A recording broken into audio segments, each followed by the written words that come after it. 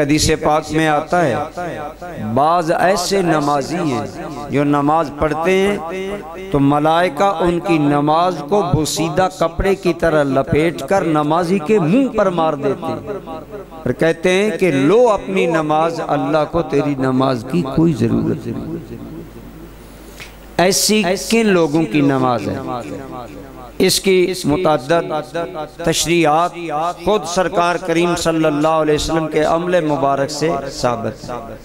हजूर मस्जिद नबी के कोने में बैठे थे, एक आदमी आया, उसने नमाज पढ़ी। जब फारग होकर जाने लगा तो आपने फरमाया सल्ले फइन्नका लम तुसल्ले, दोबारा नमाज पढ़ो, तुमने नमाज नहीं पढ़ी। आया, उसने दोबारा नमाज पढ़ी। फिर आपने फरमाया नमाज पढ़ो, तुम्हारी नमाज नहीं हुई।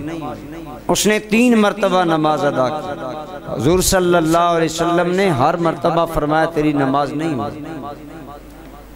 उसने अर्ज़ किया या रसूल अल्लाह सल्लल्लाहु अलैहि वसल्लम, मेरी नमाज में क्या खामी है, इरशाद फरमाए, मैं इस्लाह कर लूँ।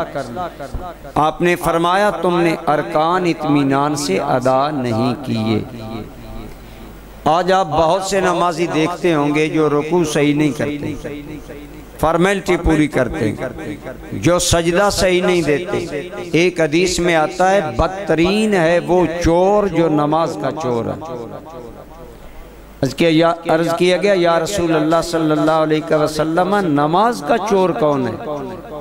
फरमाया जो नमाज पढ़े और उसके अरकान जल्दी जल्दी अदा करे और सजदे में यन करो कमा यन करो दीक लिल हब औ कमा काला अलैहिस्सलाम, फरमाया जैसे सजदा करे और यूं चोंच जमीन पर मारे जैसे कि मुर्ग दाने के लिए चोंच मारता है। इतनी तेजी से सजदा कि ना माथा करार पकड़े ना नाक करार पकड़े और सर उठा ले।